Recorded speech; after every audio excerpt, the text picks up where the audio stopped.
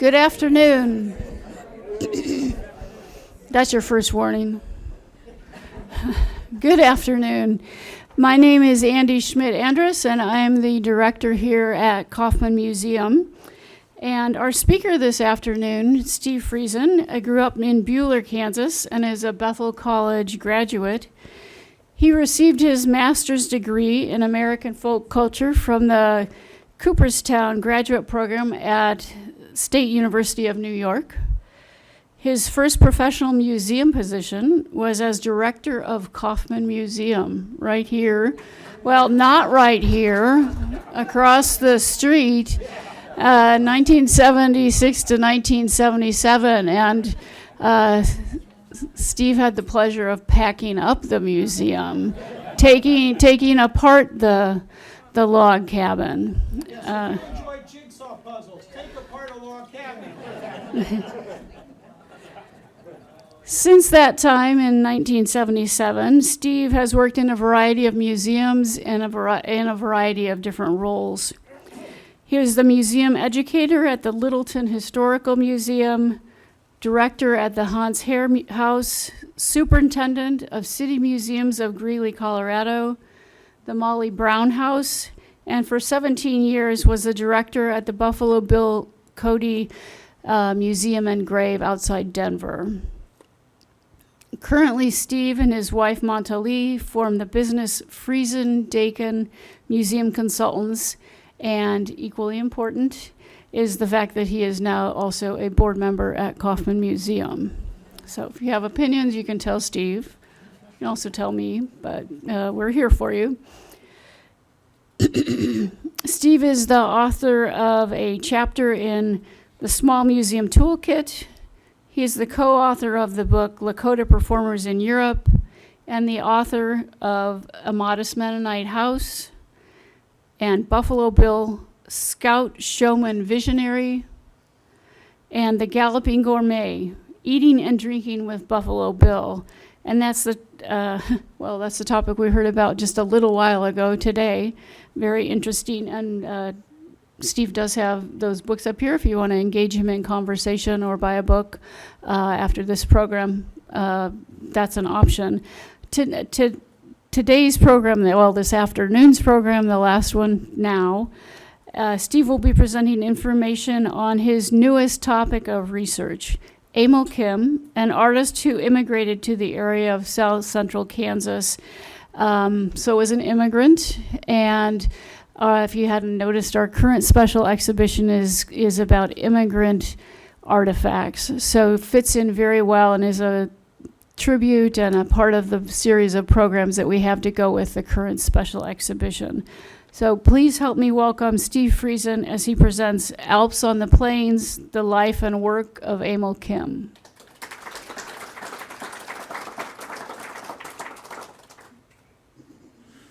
Yes, thank you. And to continue the commercial, my book's over here. If you were not able to attend the earlier talk, you can learn all about it and more by buying one later. But okay, so we'll stop with that and actually give some substance to what we're going to talk about. It is both my newest and yet in some ways my oldest area of research because I started researching Emil Kym back in 1975 and got my master's thesis done and then went to many other things and decided about a year ago or so that I wanted to go back to doing more work on Emil Kym and fill in some of the gaps that I did not fill then. And we'll talk about a little bit of that as we're moving through this. So let's move. Whoops, we're not going to start with that.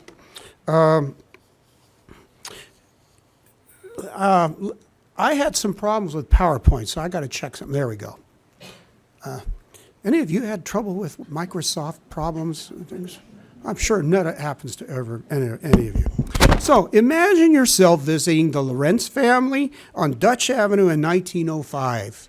As you walked into their parlor, you were transported from the Kansas plains to the Swiss Alps.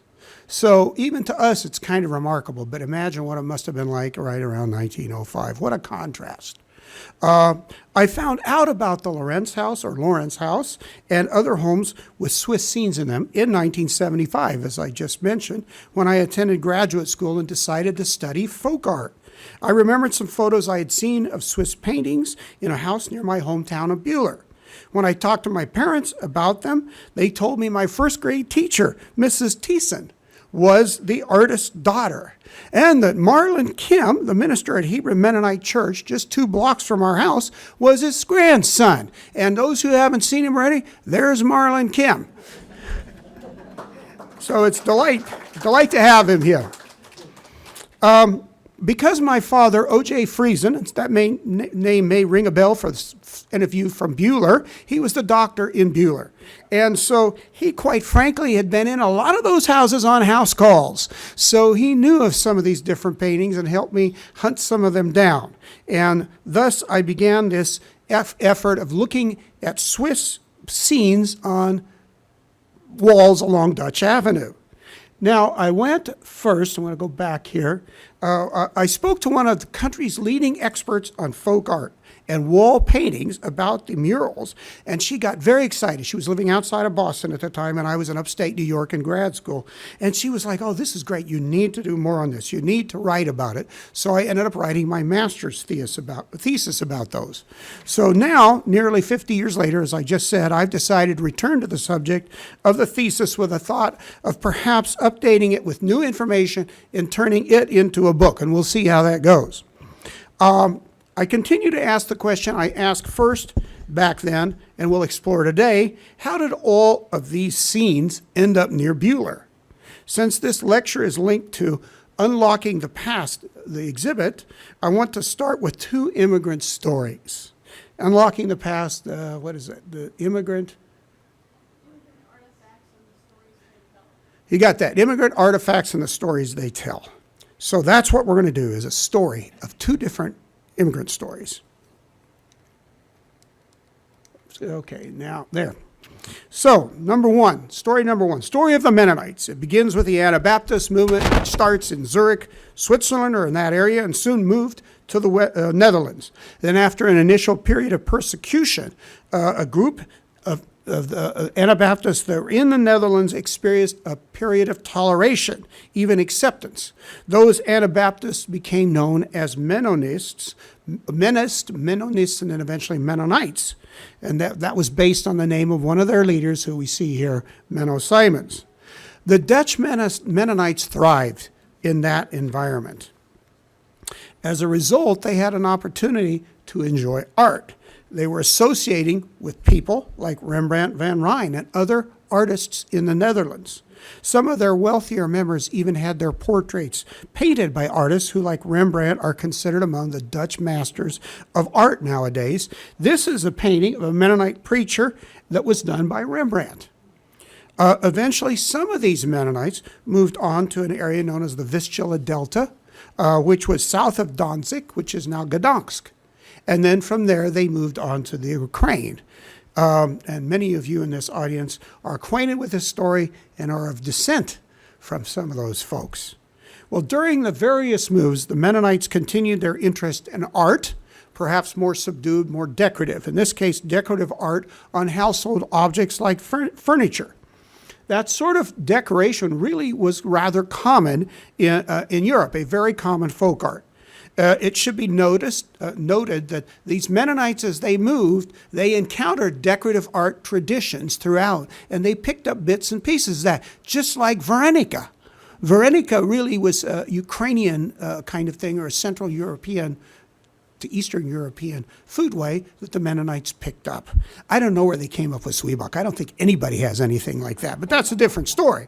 So, but at any rate, some of the Mennonite members of the Mennonite churches, the families, created decorative furniture for themselves and their neighbors.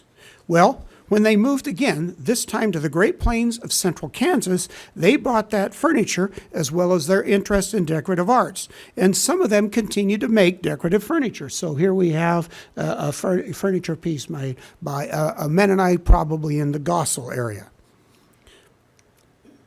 Some of the chests, the wardrobes, other furniture associated with their migration in the years after them can be seen in this book.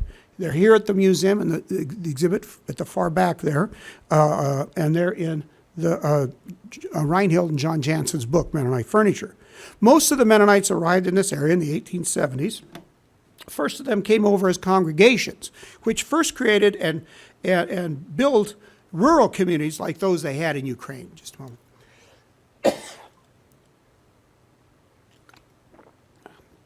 I got over a cold. Excuse me. I'm just getting over a cold. I do not believe I am contagious. So, at that way, so their first communities are built sort of on the pattern that they followed Ukraine.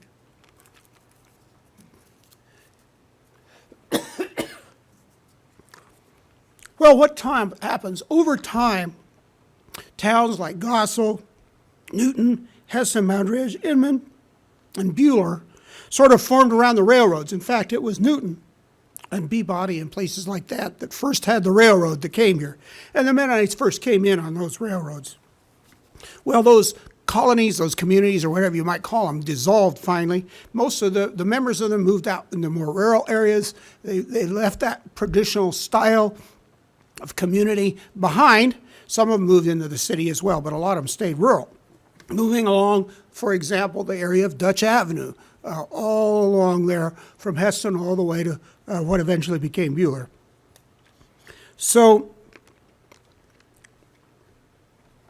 excuse me. Now, as I said, they also had decorated furniture, as we see here. Now, let's turn to the second story.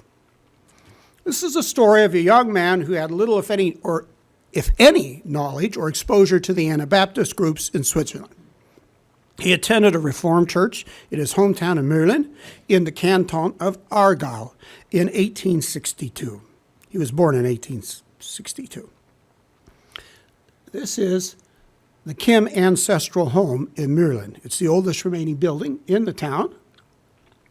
Around the time that the Mennonites were emigrating to this area during the second half of the 1870s, Emil Kym, that young man, moved from Mürlen to Paris. He went there as a young man to learn a trade. He learned the trade of interior decorating, probably as an assistant or an apprentice to an individual who practiced that craft. From that person, he learned how to do wood graining, marbling, wallpapering, and other decorative techniques for the home. He also learned how to be a good house painter. In March of 1896, Emil Kym emigrated from Switzerland to Kansas. As Dorothy might have said, Toto, I don't think we're in Switzerland anymore. This is where these two stories of the Mennonites and of Emil Kym, with roots way back in Switzerland, converge here in the Kansas plain. Now, a little bit more about Emil Kym's background in Switzerland before he came here. I just put one in. Thank you, though. Is anybody? I think I got over it for the moment, and I hope nobody's too annoyed. And if you are, bummer. Anyway, so Emil was born to Bernard and Catherine Fischler Kym on February 15, 1862 in Mürlen. I'm not really good with my umlauts, so it's M-O umlaut O-H-L-I-N. I'm not saying Mürlen like in Merlin the Magician. It's Mürlen, the town. But at any rate, the town of Mürlen is located right here, and you see there's what the umlaut here is for us English speakers that don't do well with umlauts. And there is the Rhine River running right near it. This side is Switzerland, that side is Germany. If you follow the Rhine River, just 30 minutes west of Mürlen, this area of Aargau, then you end up in Basel, Switzerland. It's the least mountainous canton and is characterized more by rolling hills than peaks.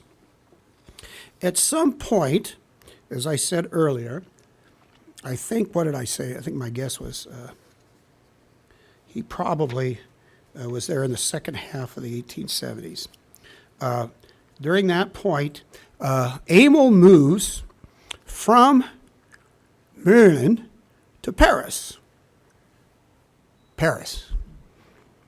When I first began doing my research in 1976, I was told by some of his kids that he had attended a place called the Paris Art School, and he lived with his instructor.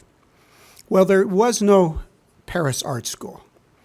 And so the question was, where did he do his studies? So I started doing more research on it. According to the family stories, the times were really hard in Paris. Emil later told his children that he and his instructor had to occasionally burn furniture for heat and eat rats for food. No galloping gourmets there at the time. But at any rate, after the French lost the Franco-Prussian War in early 1871, the resulting chaos resulted in the rise of the Paris Commune, which is a very grassroots group that started trashing things almost immediately. Well, when the French government finally put them down, then they started killing great numbers of the communards, as they called them, these members of this Paris Commune. Well, after all of that mess, the trashing by the commune, the Paris Commune, and then the government coming in and doing their own share of trashing, Paris was in ruins. So by the end of 1871, Paris is not in very good shape. So after that much time, it took a long time. I mean, after that much of a mess, it took a long time to recover. By 1874, the road was on its road to recovery, but people were still struggling. And my feeling is that's probably around the time, 1874 or 75, that Emil Kym went to Paris. So that is the context in which he arrived. Now, later, Emil Kym was referred to as a Maler, and he was listed as such on his military record. This is the passenger manifest from the La Tourine, a ship that he used to emigrate from Le Havre, France, into New York City. Now here, you will note, it's Emil Kym, Emil, they added the E. This is the correct age for him, 33. And then he had him down as a Miller. Mahler, Miller, very similar. And I think one of the English, as the folks would have said in those days, one of the English translated as Miller rather than Mahler or painter. German, Mahler is painter. Mahler is the German word for painter. Now, it can be applied to fine artists, but more frequently, just like painter, it is used to refer to someone who paints exteriors and interiors of homes.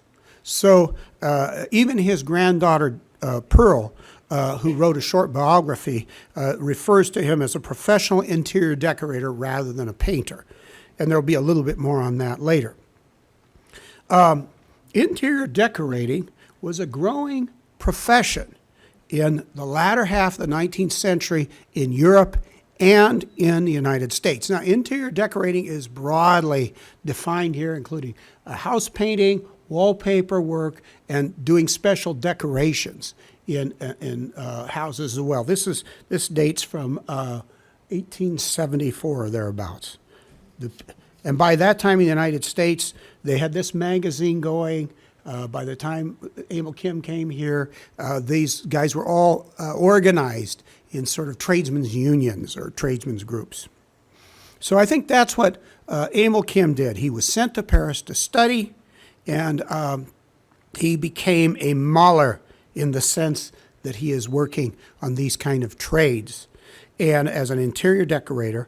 And also what he did was probably an apprenticeship. It wasn't uncommon for apprentices to live with their instructor. So this is kind of where I've gone so far with learning this. And he lived in Paris for 2 years. By 1881, though, Emil had turned 18, and he was back in Switzerland doing his obligatory military service. According to his military record, he had flat feet.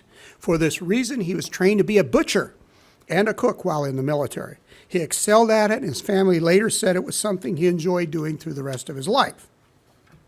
His profession was listed there on his military service record, Maler und, I'm not even going to show, Tapezierer, whatever. Wallpaper. Basically, he was a painter and wallpaper. That's how he was recording then in 1881. All right, yeah, 1881, born in 1862, this is there below. So that's what he's doing. Now, Again, when I did some of those early interviews in '76, his children said they thought there were some paintings that he had done, some wallpapering or some other decoration back in Merlin. But I have not been able to uncover anything left of anything he did there. And part of it is there are very few houses that are all that old in Merlin. In fact, the oldest one there is indeed one of the only oldest buildings still remaining, or one of the only old buildings. Now, during the time that he was in the military, he stayed in the Argyle. And he stayed in the Argyle, according to this military service record, until he left. Basically, leaves to emigrate to North America. And that's in 1896. But before he decided to do that, after he left the military in 1883 or thereabouts, he settled in Merlin and married Josepha Schneider. They had 4 children there before she died 10 years later. So that's 1883, 1893. After her death, he began seeing Elise Bose, and they became engaged. At some point, Emil decided that there would be more opportunities in the United States and decided to emigrate. He and Elise both decided it would be a good place to raise a family as well. Emil's older brother, Johann, preceded him in emigrating to the United States and encouraged him to do that as well. He may even have arranged for Emil to settle among the Mennonites, and this is one of the mysteries that I'm exploring. Johann had emigrated in 1882 while Emil was in the Swiss Army. Emil's plan, like I say, was to become established, and then he would, after he got some money going, he would send for Elise and his 4 children. So before we get on to the children coming, one of the big mysteries is, why did he come to settle among the Mennonites of south central Kansas? There have not been any discernible roots. I've got a few ideas that might have attracted him, but there's very little about him. In fact, I started by discovering Johann. Information about Johann had pretty much disappeared, but I had read during reading my notes with one of the family, they said he had a brother in Missouri.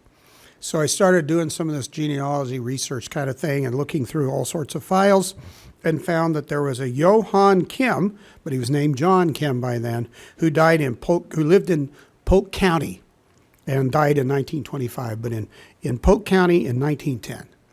So that's the earliest I can find Johann anywhere in the United States, but I know he was here from at least 1882.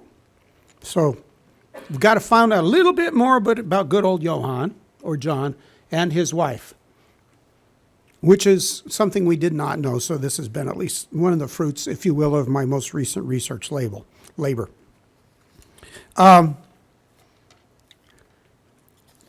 So, question mark. It would appear that Emil and Johann may not have been close, because there really was very little family contact between Emil and John. So much so that nobody even knew John, what happened to him. They thought he had just kind of disappeared, but I found him in Missouri, and there was a lot going on there at one time. There are descendants of him, in fact. Like Emil, his last name was changed to a spelling of Kym, of K-I-M rather than K-Y-M. His first name also appears on legal records as John rather than Johann. And I'll tell you, do any of you do genealogical research? Oh, I am surrounded by them in my house. In my house. My wife is actually working on a Swedish genealogy thing right now and back in Denver. But at any rate, if you're looking for somebody with a last name of Kym who emigrated to the United States in the latter 19th century, you're going to find a lot of folks from China. So I had a lot of digging and sorting and all that to find Johann Kym, but I finally found him. So, again, I'm not sure how close the two of them were. It may be that Johann helped establish Emil here. He made some contacts. These are questions I am still trying to explore. And it may be that one of the things we do know is he ended up in Gossel at Alexandroville, and he actually was met by somebody from Alexandroville, and I'm getting a little bit ahead of myself here, but it may be that there's a connection there, and we'll see whether Brian Stuckey may be able to pull something out of his own magic hat and tell me that he's found more about Emil Kym's very early years in the Alexandroville area. There is also another, perhaps even more remote connection, which would be that Emil grew up in the Swiss Reformed Church. Now, by the time Emil was born, there were no Swiss in Aargau anymore. There had been earlier, but they all left many years before, ended up going to places like Swiss Volhynia in Russia. So the question is, how did he have a connection with Mennonites, or how did his brother have some connections? And I'm still exploring that. So we'll see what happens. But in some way, perhaps,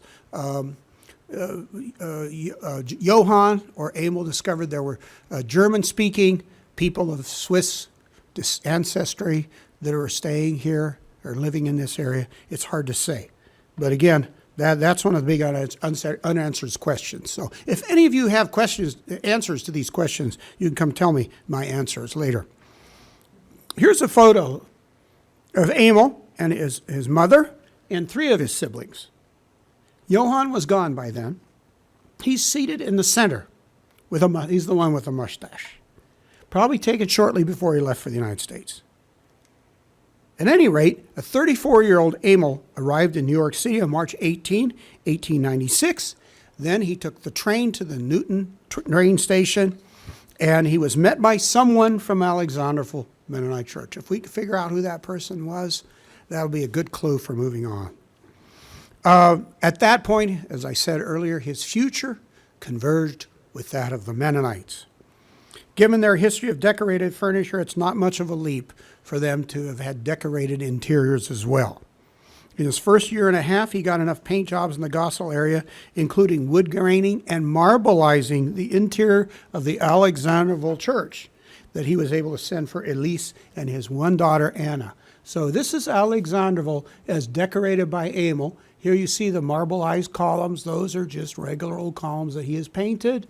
You'll see this cheap wood that's been made to look really nice and how it's decorated as well. He did all of that as well as painting the details up there. So once Elise arrives, this is kind of a fun story. He sends for her. Elise arrives on September 1st, 1897, and the 2 of them stopped at the Harvey County Courthouse to get married on the way to Gossel. This got noticed by the Kansas City Journal, which noted, Miss Eliza Booz came all the way from Switzerland to meet Emil Kym, her lover, at Newton and be married. When she got off the train, she wanted to go somewhere and tidy up a bit from the stain of 6,000 miles travel, but impatient Mr. Kym rushed her off to the preacher just as she was, and the ceremony was performed. Yeah, those are your grandparents, right? Well, he had hoped to bring the other children over as well, and unfortunately, he was never able to do that. All the reasons behind it, I'm not sure, but they didn't have a lot of money, and I think that had something to do with it. They did stay in contact with the kids and with their other family in Switzerland. Both Emil and Elise did, and actually, some of your folks did, some of their kids did as well. And 1 or 2 of them, I think it maybe was Carl, that might have gone back to Switzerland and visited them. What's that? I think they all went. Did they all at one point or another? Okay, well, there you go. Anna came with from Switzerland. She came and she was here, and I think she died in the 50s, something like that, yeah. She's buried in Lufkin. Okay. Yeah, and a number of the family members are buried there. So here we go now. Let's go to Maryland. So on May of 2023, I visited Maryland. A writer friend of mine who lived nearby contacted some members of the Kym family and set up a meeting. So when my wife and I arrived at the community center in Maryland, we were met by over 25 descendants of Emil Kym. I thought I'd maybe see 1 or 2, but they turned out in great numbers. For me, they did anyway. In this case, I consider it pretty good numbers.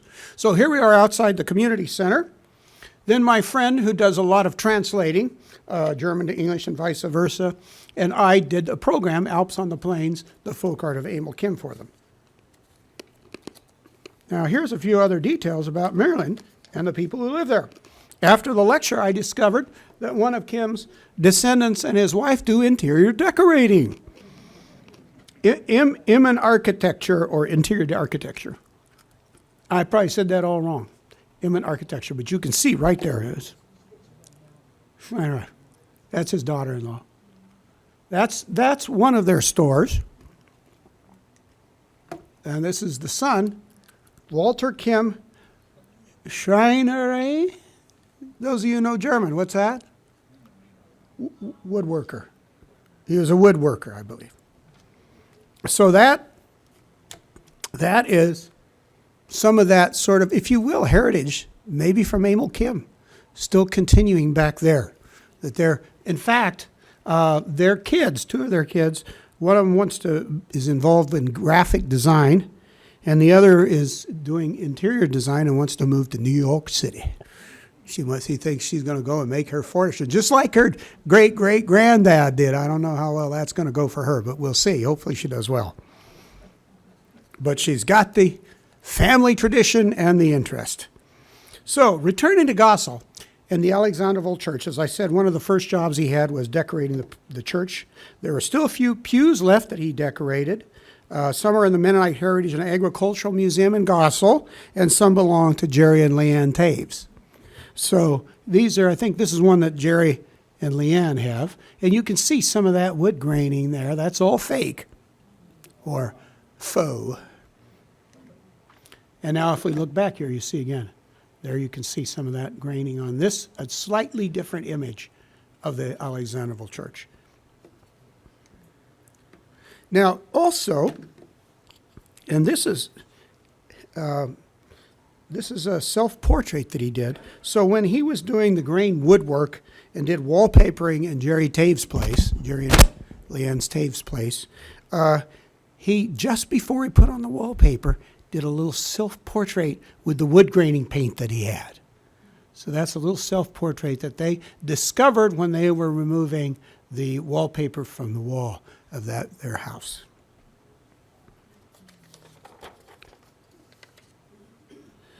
I've not found any other remaining work done by Emil Kym during his 2 years in Gossel area, although David Kreider says that the pieces that are on exhibit in Unlocking the Past came from Ethel Abrams, and she said that she had got them near Gossel. So that might have been something that's unfortunately long gone. That might have been something he did paint during the time he was in Gossel. But a year after Elise and Anna joined Emil in Gossel, they moved to the Hoffnungsau Mennonite Church community near Buehler. And that year, Emil painted the name on the side of the church, 1898. While they were there, they purchased an acre of land. They called it the acre, in fact. The family called it that. They kept some farm animals. 3/4 of the acre, though, was devoted to a garden and some fruit trees. As one of the family members said, that's what Swiss do. They grow fruits. They like to graft fruits, at least certainly the ones in the Aargau. In 1905, the Moundridge Journal noted that Emil Kym has, quote, all kinds of plants for sale at his place. And in 1914, the journal noted Emil Kym won recognition for his cucumbers and pumpkins at a local fair. So this garden here was very important to the family. They provided additional income to what Emil made during doing his interior decorating. Now today, the location of the acre is marked by a monument put there by the Kym grandchildren. And I think Marlon was probably one of the ringleaders of that, weren't you? Yes. And you can drive along the road there, and I can't remember which one it is. I easily get lost without street signs. Dutch Avenue, Vermont Road, 1 mile north and a quarter east. Okay, you got that? So eventually you have to resort to talking about miles. No more road names. I've been in the city too long. But at any rate, I was able to find it and photograph it thanks to some good directions from my friends. So over the years, the family had 6 children: Rosa, Catherine, Carl, Bertha, who later became my first grade teacher, Arnold, and Bernard, or Ben. With Anna, that made 7 children. So it's not surprising that Emil was not able to send for any more kids who are still back in Switzerland as well. His daughter, Catherine, wrote me about their economic situation.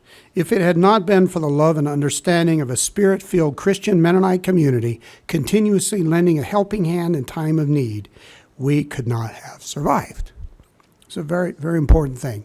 5 children with their parents, and my father Arnold's looking in the window. Upper right-hand corner. Oh, That's number 6. okay. Yeah, Ben's younger, but that's her. Dad somehow got in that picture through that window. Through the window, okay.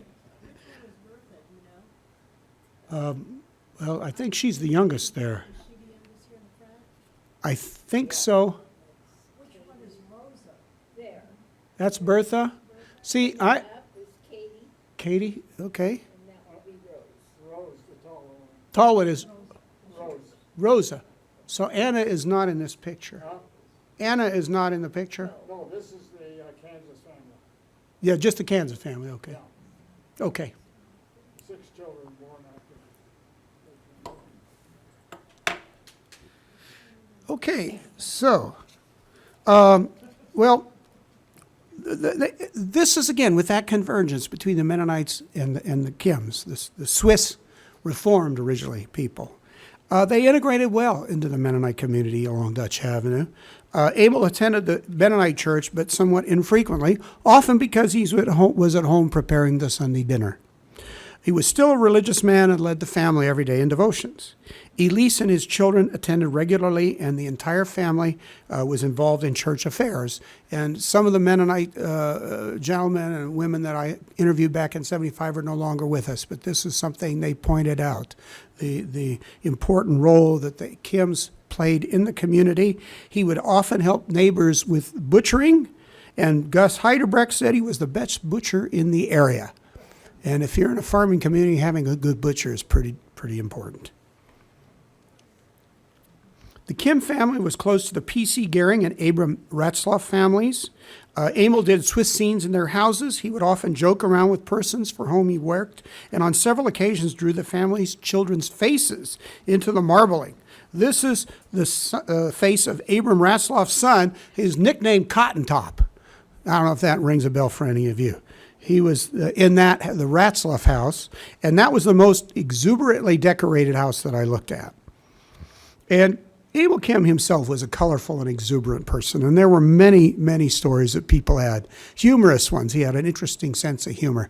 They're in my thesis, but there's not time to tell them all here. Well, as I was exploring the mysteries of Emil Kym, why he moved to the Mennonites and all, I uncovered another mystery. What drew Emil Kym to move his family from Gossel to the Bühler area, to Hoffnungsau, and particularly to that area that had that center of business of Bühler? Now, for those of you who may not know Bühler, I have a few pictures here of Bühler.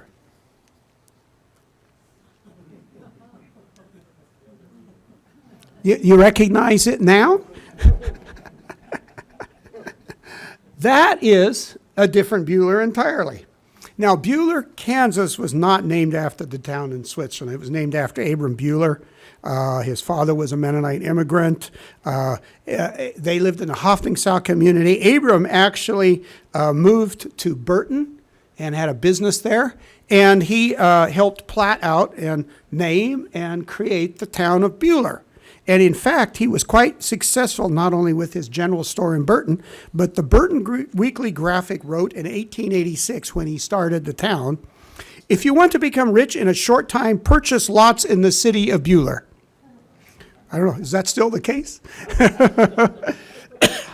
I'm not sure. I haven't lived in Bühler for a while, but it's a nice town. So here we have a couple of shots of the real Bühler, or the Bühler we know. So, back to Switzerland. When I first did my research on Emil Kym's art, I observed the similarities between his murals and the rural folk art of the Appenzell.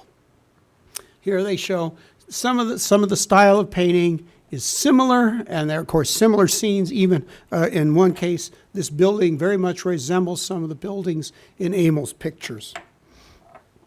Well, after I left München, in May of 2023, I visited the Appenzell, which is a canton clear on the east end of Switzerland. Aargau is closer to the west end. I looked at some of the art in their folk museum, and while I was talking with the ladies at the museum, my wife Montalie was trying to find something to do. And so she's walking around. She finds a big map of the Canton Appenzell. There she discovered Bueller. And this is like, wow, is this a coincidence or what? So we visited the town the next day, and I took a bunch of pictures, and those are two of them. I don't know if Emil Kym was aware of the town of Bueller or whether it had any impact on his choice to come to this part of Kansas. Back when I interviewed the Kym family in 1976, nobody ever mentioned Bueller, Switzerland. However, well, there's my question mark guy. However, I can't help but think that there are similarities not only between the folk art of the Appenzell, but even between the mountains near Alpine Bueller, where we are here, and those in Kym's folk paintings. It's just a coincidence that is intriguing, if not maybe a clue to something else regarding the Kym's family's whereabouts for a few years and where Emil Kym might have been before he came to Kansas. Well, from his home base of the Acre, Emil Kym built a solid reputation as a painter and interior decorator in this whole area, Bueller, Inman, Mound Ridge. In 1899, the Newton, Kansas had a news item that Emil Kym was painting Henry Becker's house. He also returned to the Alexanderville Church to do more painting in 1905. In 1907, the Mound Ridge Journal noted that he was engaged to paint the exterior of the Hoffnungsau Church. And in 1915, the Inman Review said Emil Kym was papering the rooms at P.G. Heidebrecht's place. By that time, by 1915, he really wasn't doing the murals. He was pretty much, or the wood graining even. He was doing most of his living by doing wallpapering. He was in demand and he was constantly busy, but he didn't charge a whole lot much for his work. So that's one of the reasons he probably didn't build up that much money. He did have several members of the community here, the Mennonite community, who worked with him as helpers. One was Peter Rickert, who went on to make house painting his vocation. Peter Becker from Gossel worked with him for a while and did some of the decorative painting himself. So if you find decorative painting, some of it could be from somebody like Peter Becker, or it could even be another guy. There was a Harms in the Inman area. There was a few other painters as well that did this. But again, I have them recorded in my thesis, which is at the Mennonite Library and Archives, and there's not time to talk about any of them right now. So most of his work was wallpapering and fairly interior, very routine interior and exterior painting, and of course wood graining. He did a lot of that. He had a creative side and did sketches for his children. His daughter Bertha told me he was he was good at portraits, but that didn't lend itself to houses, and that's what he did. He also didn't go into the fine arts at all. So in keeping with the Mennonite tradition of decorated furniture, he did decorate the cradle that's in Unlocking the Past, the exhibit. Did some other household items like a chest, a coffee bean holder. There's another dowry chest. Those were privately owned back in the day. Actually, the cradle was privately owned, has been since given to the museum, and is, of course, on exhibit in this new show. His wood graining kit is there in the exhibit as well. That was donated recently. Was that from Carl or from you? From Marlon. Okay. We're the last ones to receive it. We brought it here to Kauffman. And passed it down and then to Kauffman. Great, yeah. So that, and you can see that in the exhibit. He did have some interest in more creative stuff. This is reportedly a painting he did based on a picture he saw, a lithograph of a steamship sinking at sea. And it was done while he was in Gossel. And of course, the important part was it was the sinking of the Elbe. The captain of the ship was named Gossel. And it was that captain after whom Gossel chose its name when it was told it had to have a post office. You may have heard that story before. The other was on cardboard and showed a scene similar to those found in his Swiss murals, but this is the only time I find that he tried his hand by drawing a cat. Those two pictures are on display at Gossel. Right. Gossel Museum. You're right. Those are at the Mennonite Heritage and Agricultural Museum in Gossel, and you can see them there. Well, he continued to work as an interior decorator until his death of a stroke at age 56, and it was quite unexpected. He basically had a headache, went to bed, and had a stroke during the night. Age 56 in 1918. Here's the copy of the death certificate, which was shared in Mühlen. It was sent back there as well, and that's from them. Merle Schleybaugh kindly translated it from German for me, and it says, "In deepest sorrow, we are painfully informing relatives, friends, and acquaintances of the passing of our dear husband, father, grandfather, father-in-law, brother, son-in-law, brother-in-law, and uncle." Covered them all. Emil Kym, painter.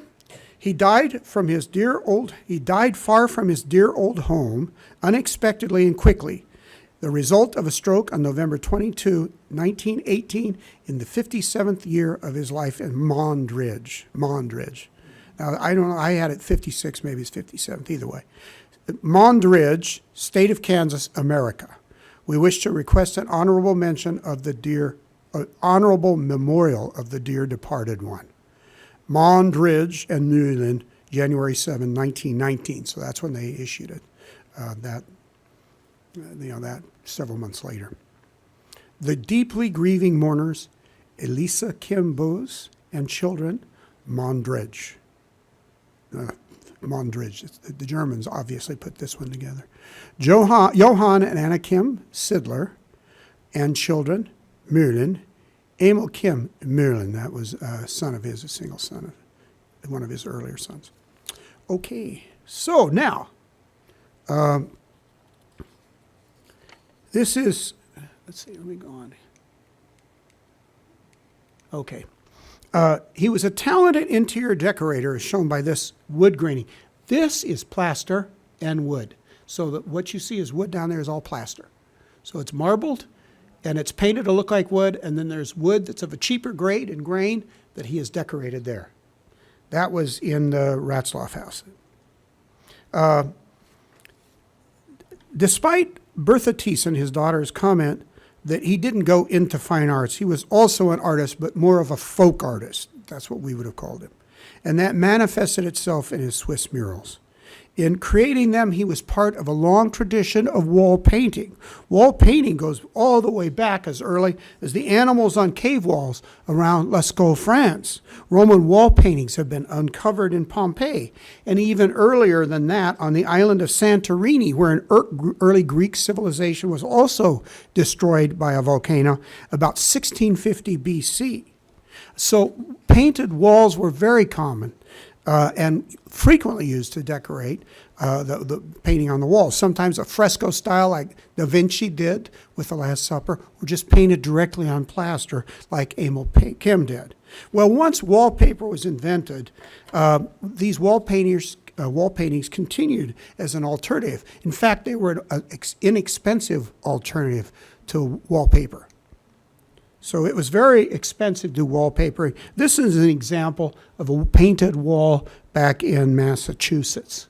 So these paintings were done in latter 18th and into the 19th century.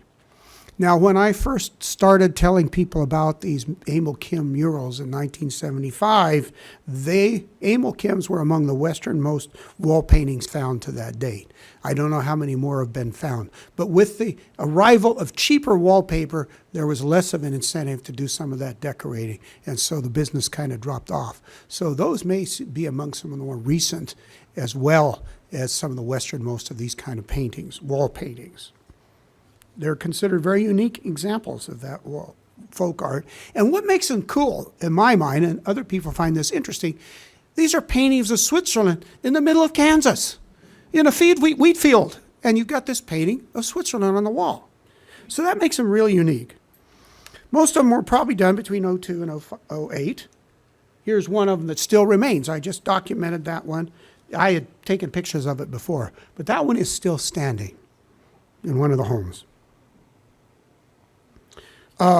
Most of them were done between 02 and 08. In the interviews I conducted back in 1976, they remembered that if he liked somebody, he'd offer to do a Swiss scene. Maybe a small one, maybe a mural, maybe a whole house, because he was very close to Abram Ratzlaffs. Abram Ratzlaffs were wealthy. They were leading citizens. They were part of the church, active in the church. I think, was he a minister as well, Glenn? Yeah, there you are. Yes, so he had the fanciest of them all. And I'll show you some pictures from that in a few minutes. Then the question is, why did he paint images of Switzerland? Maybe it was nostalgia. Maybe they're things he remembered. That's why I'm kind of interested in that whole Appenzell connection. Did he ever get out there and see some of that folk art? When did he go and see Alps that look more like this? There are no Alps like this in the Aargau. But he had plenty of time growing up to go and do a little visiting. So these are kind of romantic images, don't you think, of the Alps? You've got all of the special elements, a church, a couple of log buildings, a waterfall, a creek, and you've got the high Alps behind.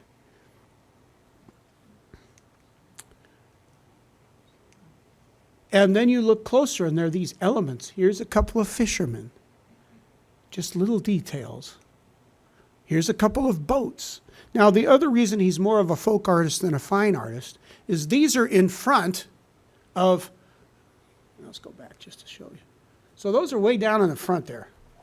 In the foreground, where's my light? See, they're there in the foreground. The fisherman's in the foreground. Look back in the background. That person walking is taller than the boat. Everything in the back is even, a lot of it are even bigger. They're larger. Big birds, huge birds in the background.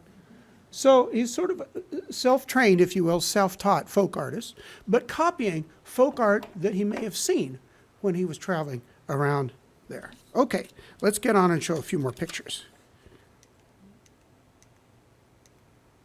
These are unfortunately gone now. Picture of child. This is another wall in this particular house. Snow scene, sledding. This is the Abram Ratzloff house, which was being moved back at the time I documented it. This is the one that had all the quite amazing pictures. Marbling. These are inside the window wells. This is above the windows, where you might have a transom if it was, above a door. And there you see how that works around the window well. It's just some wonderful, really very, in many ways, very nostalgic. But when you go to Switzerland and see some of the painting there, there's some resemblance to this. Boy and his dog. Now, the Ratzloff parlor. Glenn, I think you remembered seeing it when you were a kid.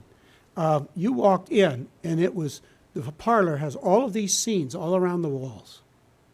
We're kind of going around the walls. Now, these areas weren't damaged. They were still covered with wallpaper when I saw it. So who knows what's underneath there. And then above, you look up, and there are these pillars going up, and then there's this lattice work and these roses going around. And you see the rose there. And actually, up above the roses, you see there's actually blue sky up here. So the idea is you're kind of like in a garden area with trellises, with roses on them and marble columns. And then you look beyond those and you see the scenery from Switzerland as you look around. When it was originally painted, it must have been quite amazing. That was pretty cool even now. And then you look at some of the details. Again, another guy fishing. There's a woman walking down from a house. I find this interesting. This is a boat, but apparently has steam motivation. Those look like a couple of smokestacks in a river. Here's a different house where he painted up, going up the sides of the steps. Familiar motifs. A man fishing, somebody walking, a woman in sort of a more traditional dress, occasional boats, dogs. This is the house that was in this house. This is the one Glenn and I had to remove. So we very painstakingly, we could take the lath and the plaster, but we couldn't take the studs. So we had to cut them off and had to pry and cut all of that lath and plaster off, trying to get in behind there. And Glenn's still recovering from the wounds on his knuckles from that. And that's what then ends up in the exhibit, the Mennonite furniture exhibit back there. And these are the two ones that are back there. I think that's all. Just to conclude, I would ask if any of you think you might have a lead on a house that might have paintings in it, that'd be great. There are very few still left. Most of the scenes you saw are gone now. I'm hoping they might be covered with wallpaper, because if they're covered with wallpaper, they can be reclaimed and restored. But if somebody plastered over them, they're gone. If somebody put on paneling, too many holes, that kind of thing. So, but if any of you find or hear of something, please get in touch with me. Now, are there any questions or comments? Are you full of painting now? Done enough? Okay. In the exhibit, there are pieces from the Bethel Church over by Inman. It was taken down, it had adobe blocks in it. Do we know if that wood grain painting is by Kym? Would you repeat the question? Yeah, there are pieces. Are they in the exhibit? The other, yeah, okay. There are pieces from the Inman Church that was on the Inman-Buehler Road there, right? The adobe church, and the question is whether Kym did those, and no is the answer. It was too early, it was before he moved here, 1880. So, and those would have been painted that early then, okay? And those would have been painted, and that church is gone, right? Yes. Yeah. Elements of it exist, but the church Okay. was dismantled in 1990s. Yeah, and I remember in the If you mid. look close at the inside of the window frames, you can see the faux woodwork that Joe's referring You to. could see that, because in the mid-'90s, I did a documentation of it, because the Kauffman Museum was thinking of moving it, and it turned out to be so incredibly expensive. How are you going to move a melting adobe building, basically? So, yeah, it didn't happen. Okay, other questions? Glenn?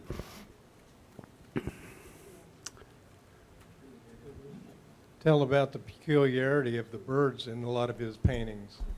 Yeah, we can go back.